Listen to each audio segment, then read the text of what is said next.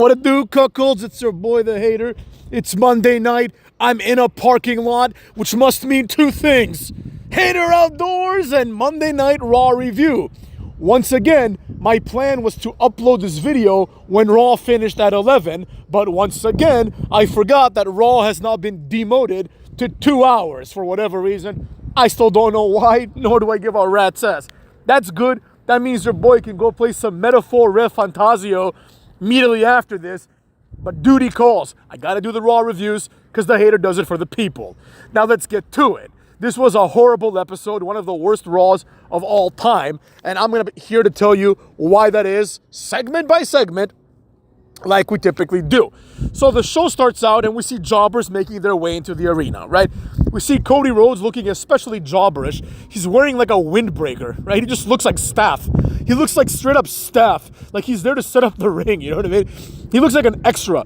But if that guy came out and you didn't know he was the WWE champion, you'd be like, oh, this must be the guy that works at catering or something, you know, or an upstarting wrestler who's gonna play the role of a security guard that gets his ass beat by Bronson Reed. Then if someone were to tell you this is a WWE champion, you'd probably laugh at their face if you didn't know. But anyways, that happens, right? This is like a common thing now. They just show wrestlers in the beginning of the show just walking into the arena. It's very weird. The worst ones by far are Bianca Belair and Jade Cargill because all these two broads do is walk around. Like, it's like all they do is walk around. They have like one match every 5 years and they just walk around talking to people and bragging about being champions, especially considering that they're meaningless champions, right? So the show eventually starts and we get the mandatory Rhea Ripley segment where she basically gets wrecked by Raquel Rodriguez, right? Raquel Rodriguez just beats her ass, beats everybody's ass, whatever, right? Then we get a match. It was a pretty good match, I'm not going to lie. It was Jade Cargill and Bianca Belair versus Damage Control, right? Dakota Kai, this girl has been on contract for like 8 years, and she's wrestled for like 3 months total. Like, this girl is like the most frail person in the history of our species. Like, all she does is get injured. Like, her and that Tegan Nox is even worse. Remember Tegan Nox? This girl would have like 2 matches. She'd be out for like 13 months. She'd come back, she'd have 3 matches. She'd be out for 2 years. You know? She's like worse than everybody else, but so is Dakota Kai. All these broads do is come back. Like, remember when Damage Control debuted? Like, how many matches since then has Dakota Kai had? Like 4?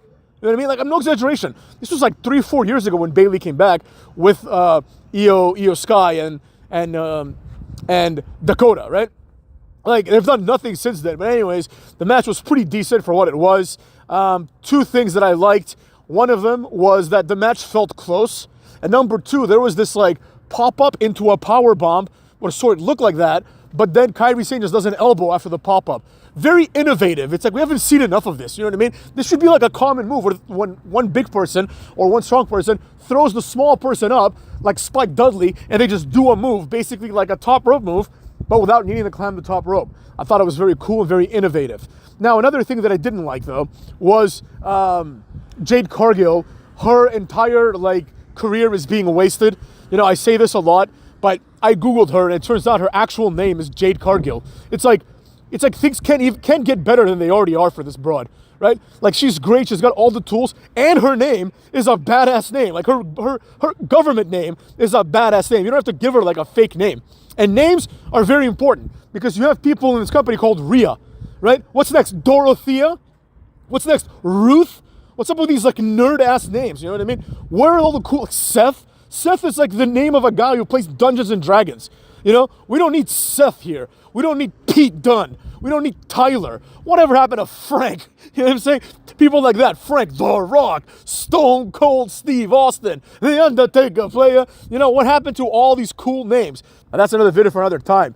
The match predictably ends with a pretty good spot, I'm not going to lie. Bianca Belair after Jakara and the other one, who, by the way, like, you know, I don't want to be rude, but like the Lash Legend woman, like, I don't even know how this girl even made it to wrestling. She's like 900 feet tall. But anyways, that's neither here nor there. The point is, one of them punches like Io Sky in the face. Bianca Belair does like a superplex from the ropes, kind of like an apron suplex, right? Converts it into the KOD and smashes her down, right?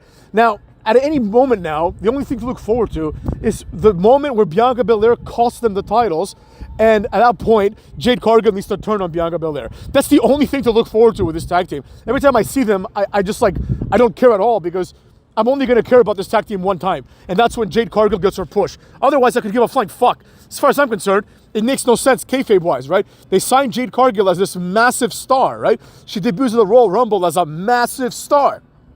And then, like, you mean to tell me that she was signed with the intention of putting her in a tag team with Bianca Belair? Because I know in wrestling, like, in kayfabe, it's presented like the wrestlers have autonomy, right? So, like, they can decide to go be a tag team, right? You don't just put them together. But in reality, we know that that's not the case.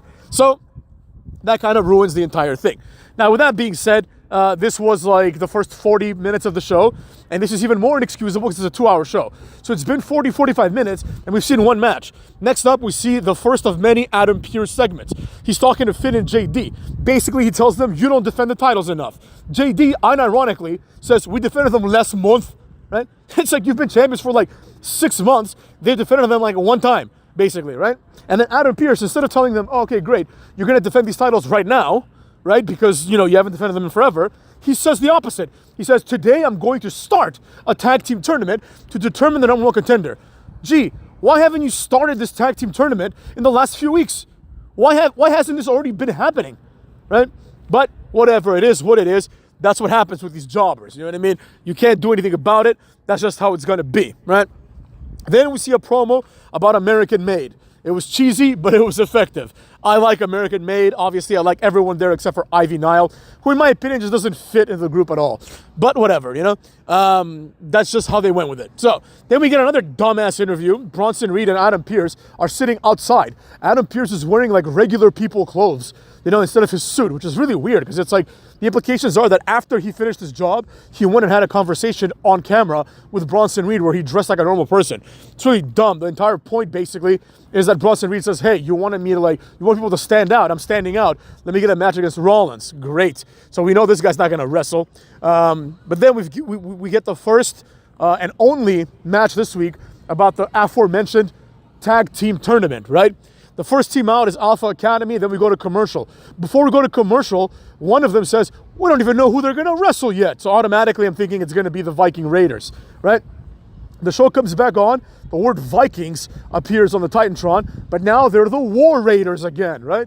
Apparently, someone thought, and this is like, to be fair, I was a fan of War Machine when they were War Machine in the Indies because they were just like the kind of tag team that I tend to like, right? But a lot of people are so dumb that they really think that the thing holding them back is the fact that they're called the Viking Raiders, as if the War Raiders are a better team. And I know I was validated because when they came out, Joe Tessitore, I think that's his name, right?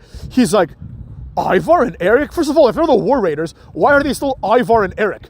Why aren't they like, I don't know, like fucking Raymond Rowe and Hansen, or Hansel, whatever his name was. You know what I mean? Why don't they go back to their regular ass names if they're regular ass dudes again, right? So they come out, Joe Tessitore literally says, and this should be a meme. He says, Wade, are they back? That's how he says it. He says, Wade, are they back? Like almost like, why are they wasting their time coming back? This is a waste of everybody's time. And all of a sudden, Joe Tessitore, while he's trying to put them over, he's not good at that part of the job yet, but basically, Joe Tessitore is like, are they back? And he's trying to talk about them. They're NXT champs. They're this, they're that, right? They've been together for like 14 years. Who gives a fucking fuck, right? But then basically all this amounts to is the crowd giving them a zero reaction. Nobody cared at all. The only person that showed any kind of emotion, bless her heart, was Samantha Irvin or Irwin, or whatever her name is, right? She just announced them to the best of her capabilities. However, she's not fucking God. She can't get this jobber tag team over. Nobody cares about Raymond Rowe and Hansel like 10, 15 years after they were like first introduced and they were unique and they were this like big man athletic tag team. Obviously, they beat the jobbers. They end the match with the fallout on Tozawa. But instead of it being like the backdrop into the leg drop, it was actually pretty cool. Raymond Rowe, or also known as Eric, gets the guy in like a backdrop, and then Ivar does a splash. And while he does the splash, while he's midair, Eric Rowe throws the other guy, in this case Tozawa, upwards, right? So he meets Hansel, and Hansel just pancakes his ass, right? It was a really cool finisher, but not one that's viable, right? Like you can only do this in a match where it's like, it's time to do your finisher and you do it, right? It's not a finisher that you can do in like a epic match because it needs like a big setup. But whatever, that's how they went with it, you know what I mean? So that's what we said, right? After this, what do we have after this? We have another segment. Adam Pearce is now talking to Seth Rollins. And basically, this is the tried and true. This guy is supposed to be more important than everybody else, so he gets special treatment from the general manager angle, right? It's just like when, if you remember, there was like a moment where Sami Zayn's, insurmountable goal was he can't beat Braun Strowman. This was like many, many years ago, right? And Mick Foley was the general manager then, and Mick Foley was like, Sami, I don't want you to get hurt. So instead, this week it's going to be Braun Strowman versus like Unico or something, right? And then Braun Strowman would destroy Unico, right? And then Mick Foley would be like, see, Sami, I don't want what happened to Unico to happen to you. What the fuck? What is Unico? Chopped liver? So it's okay for Braun Strowman to murder Unico or to murder somebody else, but God forbid he touched Sami Zayn. This was the same thing with Bronson Reed now, right? Adam Pearce is like, I don't want you to get hurt, Seth. Oh, okay, great. Why was it okay for R-Truth to be in a match with Bronson Reed? Nobody cares if R-Truth dies. R-Truth is like 50. Seth Rollins basically gives like a speech about how like he's there to fight, right? Like it's fucking stupid. Seth Rollins, it's done. You know what I'm saying? It's over. Like this guy has wrestled twice in the last year. The so-called workhorse has done fuck all for like a year and a half, right? Nobody gives a shit about this guy. He did not have the star power, the charisma, or the skills in any capacity, in any way, shape, or form to in any way move the needle during his run as the World Heavyweight Champion. His job was to put over that title, and he couldn't get it done. This is just a fact, motherfuckers. Nobody cares about this title. Gunther can't get it over. You need a real champion, right? I'm going to say it like it is. When the first World Heavyweight title was reintroduced into WWE, they didn't even do a tournament. Bischoff just gave it to Triple H because he looked left, he looked right, and he was like, there's only one guy here that is a viable champion. Triple H, here it is, right? And then Triple H defended it against like Shawn Michaels and Booker T, and eventually dropped it to Goldberg, got it back from Goldberg. Benoit won it, right? Randy Orton won it. Triple H won it again, right? Batista won it. And during this time, the World Heavyweight title main evented several WrestleManias. Right? It was the main title for several WrestleManias, which is how you legitimize it. The World Heavyweight title is never going to main event shit. It doesn't even main event Bad Blood. Like, it's not even on Bad Blood, right? So this has been a colossal failure. It's time to destroy this title completely and just split the real one with the Universal title, which at least was held by Brock Lesnar and Roman Reigns. That title has some level of prestige, some modicum of prestige, right? Whatever. Next up, we have a Cody Rhodes moment. For some reason, we have Tiffany Stratton here. Earlier, she came out. We got Cookie Rhodes here. We got SmackDown people here. So the draft is rendered meaningless once again. I understand that we're going to the Crown Stool pay-per-view, but which nobody cares about, obviously. But that doesn't change anything, you know what I'm saying? Cody Rhodes comes out here and basically cuts a promo, starting to tell us about the history of great wrestling that has happened in whatever fucking town they were in, right? And it's like, how about instead you add to the history by wrestling instead of coming here and telling us how great this place once was for wrestling, and it's no longer that today because nobody here that is wrestling is important or memorable, right? This night's not gonna go down in wrestling history. No one's gonna give a shit about this episode of Raw. This episode of Raw is gonna be forgotten in about 10 minutes. But anyways, it is what it is. He comes out, and basically, this is one of these nonsensical promos. Eventually, Gunther comes out, right? But imagine if Gunther didn't give a shit, right? Because I know kayfabe has rules, but let's just say that Gunther didn't give a fuck. He's like, okay, great. Cody's talking about how great this town is, whatever, Louisville, Kentucky, whatever the fuck they were, right? This town is great, right? If Gunther doesn't come out, then what happens? Cody then just says thank you and leaves? People paid just to see Cody Rhodes come and thank them for supporting him? This was really dumb, right? But nevertheless, Gunther does come out. Gunther comes out, and I'm thinking he's going to do the Gunther thing, right? And he doesn't. This time he basically says, Cody, I respect you. You are the quarterback of this industry, of this, of this boom, right? This is the part that really pissed me off, right? Gunther basically gaslights the audience there successfully and tries to gaslight people like me into believing something that is completely false. Number one, that wrestling is in a boom period. No, it isn't. Every week, the ratings and the viewership is lower. Every week. This is like the worst wrestling has ever been in any capacity. Yeah, they make more money because Prime decides to go there. Yeah, they make more money because there's plenty of more sponsorship opportunities. But they failed with Fox. They failed with NXT on USA. They failed colossally every single time. the only thing they're doing is telling you they're good, right? It's like Domino's Pizza, you know what I mean? Domino's Pizza is like, Domino's is a great pizza. You're like, I've had Domino's, it's shit, right? But they're like, no, it's good. Oh, Subway, eat fresh. It's amazing. You're like, I could go to a deli and get like a sandwich that's 100 times better, right? Especially if I live in like Jersey or New York or something, right? But no, you know what I mean? Oh, Subway is, eat fresh. Shut up, you know what I mean? Like, we know it's shit. Don't try to tell me that it's not, just admit it. You know, there was like a little program where like, I think it was Domino's, where they had this promotion where it was basically like, send us a picture of your pizza, and if it's shit, you get like a free pizza, right? If it doesn't look good aesthetically, you get a free pizza, right? And apparently this was a colossal failure, but also a success, because Domino's pivoted and they were like, yo, sorry, we've been fucking up, you know, but give us a chance. You know, we're that familiar Domino's pizza, right? Give us a chance again. And people were like, all right, fine, I'll give you a chance, you know? But at least they admitted their shit. Gunther, on the other hand, says that Cucky Rhodes is leading the charge in this boom period. Then this thing really pissed me off. Cucky gets the mic and he starts talking about Gunther a little bit, right? First of all, Cucky Rhodes takes jabs at Gunther too, but of course he plays the victim. He's like, I knew you'd take a jab at me, Gunther, right? Ultimately, this promo ends with them shaking hands in the most pussy-ass way. It's like, you may as well have not just had this at all, right? Unless they're going to beat the hell out of each other, I don't care. This is the shaking hands promo, right? Then they're going to have the stare down. Then after this, you know there's a contract signing coming our way. You know what I mean? And nobody gives a flying fuck about any of it. Now, the part that pissed me off the most about this, by far, motherfucks, by far, this pissed me off the most, right? This entire philosophy of the workhorse. I'm not going to talk about it here much because I'm going to make another video on it, probably tomorrow. But basically, it goes like this, right? Gunther and Cody present themselves as the workhorses, but they've had fewer matches combined this year than like fucking Carmelo Hayes has had probably this month. You know what I mean? How are they the workhorses? They are the champions. The champion in modern day WWE is never the workhorse, motherfucks. They are the parasite. And that's just acknowledge it. Just acknowledge that that is the new format. The new format is you got to pay your dues, right? And as soon as people start liking you, they take you away from TV and force people to pay to watch you wrestle, right?